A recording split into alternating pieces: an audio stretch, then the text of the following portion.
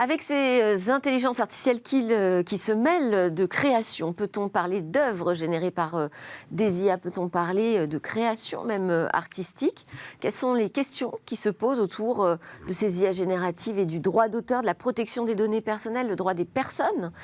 On en parle aujourd'hui dans Smart Tech, sera notre grand sujet à la une avec Christiane Ferral-Schul. Bonjour. Merci beaucoup d'être avec nous en plateau. Avocate associée fondatrice du cabinet Ferral, et Jean-Louis Fréchin, fondateur de nodesign.net. Donc on a sur cette question à la fois un regard juridique et créatif, bien évidemment. D'abord, je vous propose de découvrir une application. C'est une application qui veut casser tous les codes du contrôle parental. C'est ce que vous nous dites, Grégoire Thomas. Bonjour. Bonjour. Vous êtes le cofondateur et CEO de Monsieur Arthur, ou Mister Arthur, je ne sais pas comment vous l'appelez. Alors pour les Français, c'est plutôt Monsieur Arthur, et pour les Américains, c'est Mister Arthur. Donc vous êtes sur un marché international tout de suite? Absolument, ouais. Alors, Monsieur Arthur, puisque nous sommes en France, aide les enfants à comprendre qu'ils passent trop de temps d'écran, vous nous dites. Mais est-ce qu'ils n'en sont pas déjà bien conscients, les enfants, quand ils font ça? Alors oui, absolument. D'ailleurs, il y a un chiffre qui est intéressant, c'est que 7 enfants sur 10 reconnaissent qu'ils passent trop de temps sur des écrans. Donc c'est une donnée qui est plutôt positive et qui encourage au changement. Oui, mais donc s'ils en sont conscients et qu'ils ne font rien contre? Alors le problème, c'est que je pense qu'on est... C'est-à-dire que la sensibilisation seule ne suffit pas. C'est ça, absolument. Il faut des outils.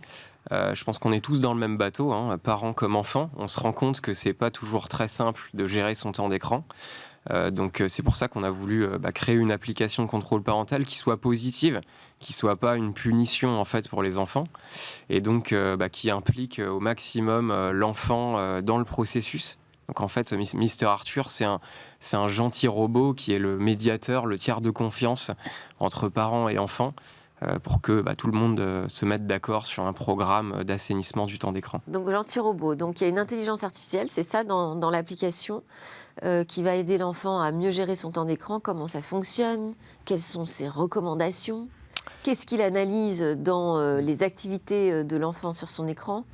Alors absolument, en fait, c'est une intelligence artificielle, on peut l'appeler comme ça, parce qu'on récupère des données des parents, donc on établit un bilan de consommation de l'enfant pour proposer en fait des programmes personnalisés. Vous dites, vous récupérez les données des parents, c'est-à-dire c'est les parents qui remplissent un questionnaire. Exactement. Voilà, exactement. Il y a un petit questionnaire au début du parcours de l'application pour comprendre en fait la manière dont consomme l'enfant, parce que chaque enfant en fait a sa propre consommation.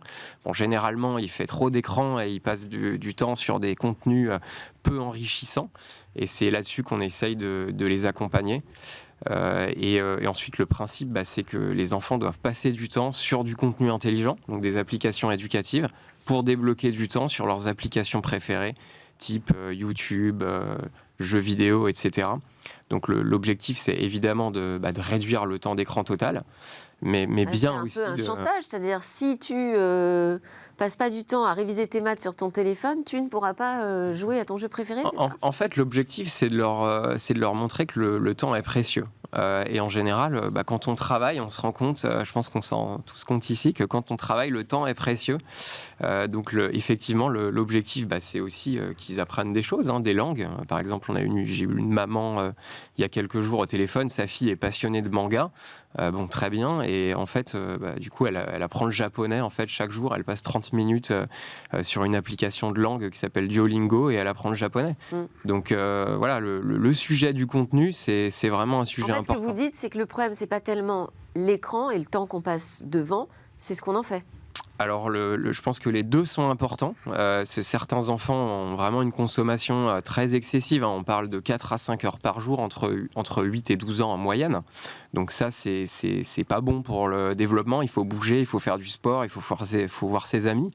Mais ce qui est clair, c'est que quand on passe plusieurs heures de toute façon sur un écran chaque jour, il faut en tirer le meilleur. Donc ça, c'est vraiment la mission de Mister Arthur, c'est d'offrir des contenus intelligents aux enfants. Et alors, il y a un jeu de médiation entre les parents et les enfants. Absolument. Comment ça se passe ? Alors comment ça se passe ? C'est très simple en fait, c'est qu'on encourage les enfants à proposer d'eux-mêmes de réduire leur temps d'écran et d'introduire du temps éducatif. Et ensuite, il y a un petit jeu de négo qui se fait, de négociation entre parents et enfants qui se fait avec les suggestions de Mister Arthur. C'est-à-dire qu'on va montrer véritablement aux parents, en fait, ce qui serait bon pour leur enfant, et on va aussi montrer aux enfants ce qui serait bon pour eux en fonction de leur consommation. Et à la fin, les parents et les enfants se mettent d'accord, ça fonctionne très bien. Et en fait, on constate que, d'ailleurs, c'est même plutôt une bonne surprise, c'est que les enfants apprécient notre application. Et je crois qu'aujourd'hui, aucune application de contrôle parental ne peut en dire autant. Les enfants nous mettent des bonnes notes sur l'Apple Store, sur l'App Store. Donc ça, c'est vraiment une... Vous êtes sûr que ce sont les enfants qui notent l'application? Alors les deux. Et d'ailleurs, c'est pour ça souvent que dans les applications de contrôle parental classiques, on voit des très bonnes notes qui sont laissées par les parents et des très mauvaises notes qui sont laissées par les enfants. Mais nous, on se rend compte que voilà, les enfants en fait aiment apprendre sur des écrans des langues, comme je vous disais, parfois par passion. Mais là, vous nous dites, donc j'ai créé un mini-jeu de médiation entre parents-enfants. Ça veut dire qu'il y a un problème de communication sur ce sujet. Qu'est-ce qui est si compliqué dans la relation parent-enfant sur le sujet des écrans? Complètement. Alors, parce qu'en même temps, on partage exactement la même problématique aussi. Adultes, enfants, on a le même souci devant les écrans. Absolument. C'est peut-être pour ça d'ailleurs que c'est difficile de communiquer avec nos enfants. C'est qu'il y a un problème de légitimité à imposer des règles strictes. Et je pense que les parents... Et ne pas montrer l'exemple, c'est ça? Voilà, c'est ça, exactement. Ouais. Exactement. Donc c'est pour ça qu'on pense qu'on a besoin d'un tiers de confiance pour justement réétablir une communication saine entre parents et enfants sur ce sujet. Parce qu'encore une fois, on est tous dans le même bateau, donc il ne s'agit pas d'infantiliser les enfants, même si voilà, ils sont des enfants, mais ils doivent apprendre en fait à gérer leur temps d'écran. Et cet outil est là pour ça. Ça peut même se substituer aux parents? Non, je pense pas, parce qu'il y aura toujours besoin de la gestion du temps d'écran. Non, il y aura toujours besoin des parents. En fait, c'est vraiment, c'est pour ça qu'on se dit tiers de confiance. On veut pas remplacer les parents. C'est très important en fait qu'il y ait une communication. Il y a aussi entre certains parents qui n'ont pas envie de s'en occuper. Hein. C'est sûr. Mais cela dit, ceux qui téléchargent notre application, en général, c'est des parents qui sont conscients, qui veulent bien faire et qui ont décidé d'adresser le problème, parce que c'est un problème dans de nombreux foyers. C'est le deuxième sujet. Avoir un nouvel outil de négociation, quoi. Voilà, c'est pas rentrer dans le conflit. C'est ça. Pour éviter le conflit, c'est le deuxième sujet de dispute dans les foyers. Donc c'est vraiment très problématique. Et voilà, les chiffres de consommation des écrans sont stratosphériques. Chaque année. Quels sont-ils alors ? Alors, entre 8 et 12 ans, c'est 4h30 par jour. Et entre 12 et 17 ans, c'est 7h30 par jour d'écran. Qu'est-ce qu'on comptabilise comme écran ? Alors là, c'est uniquement le temps de divertissement. On ne compte pas le temps, par exemple, lié aux recherches. Non, mais comme écran, c'est le smartphone. C'est tous les écrans confondus. La tablette, l'ordinateur. Ordinateur. On compte la télé ou pas ? Ouais, on compte la télé, mais sauf qu'il y a de moins en moins de télé, il y a de plus en plus de smartphones. En fait, on se rend compte que la consommation des écrans se concentre essentiellement maintenant sur le smartphone. Il y a encore un petit peu la Nintendo Switch, par exemple, tout ce qui est console de jeux vidéo. Mais c'est de plus en plus, les enfants jouent sur leur téléphone aussi.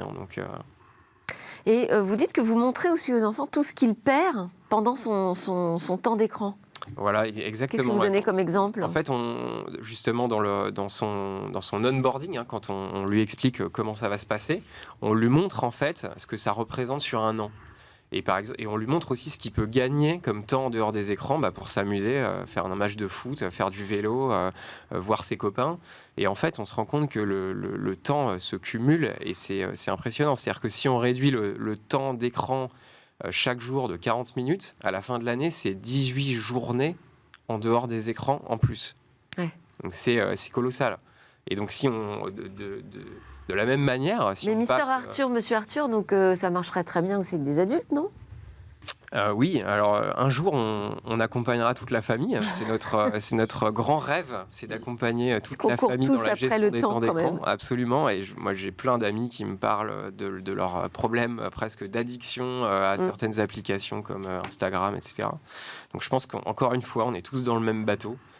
Et évidemment, il y a matière à accompagner aussi les adultes sur ce sujet. Alors, on ne le fait pas encore parce que notre priorité, ce qui nous tient à cœur, là, aujourd'hui, c'est d'accompagner les enfants. Il nous semble que c'est un sujet qui est vraiment urgent. C'est un sujet qui nous est tous très personnel dans la société. Donc, Mais là où il y a une petite difficulté, à mon avis, c'est cette négociation avec presque une obligation à aller sur des applications éducatives, mais ludiques. Mais jouer, c'est jouer. Apprendre, c'est apprendre. C'est un peu de l'esprit des adultes, ça, se dire on va les faire jouer à apprendre des trucs. Alors, ça fonctionne vraiment, ça ? Ça fonctionne très très bien. En fait, il y a de nombreuses études scientifiques qui démontrent les bienfaits en fait, de l'apprentissage gamifié, c'est-à-dire d'apprendre par le jeu. Et en fait, ces applications éducatives démontrent des résultats qui sont très impressionnants. Par exemple, 120 heures d'apprentissage. 120 heures, en fait, c'est pas beaucoup, c'est 6 mois sur notre application à apprendre des langues sur Duolingo, par exemple. Et en fait, ça représente 1 an de fac de langue, d'études supérieures, en termes d'apprentissage. Donc, il y a bien, pour nous, il y a bien une consommation numérique qui peut être intelligente et saine. Et je crois que c'est ça qu'il faut montrer et apprendre aux enfants. Aujourd'hui, toute la connaissance du monde est disponible gratuitement sur Internet. Et en fait, les enfants scrollent. C'est-à-dire qu'on a remplacé la zappette, la télécommande par le scroll.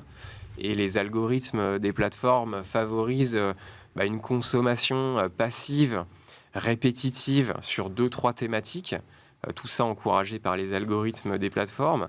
Et nous, on veut on veut que l'enfant soit actif, on veut qu'il apprenne, qu'il découvre, et on veut lui montrer que Internet, le digital, c'est la caverne. Et ça peut peut-être permettre de faire un peu d'éducation des parents pour leur dire aussi, les écrans, c'est pas que du mauvais. Absolument. Ça peut être intéressant.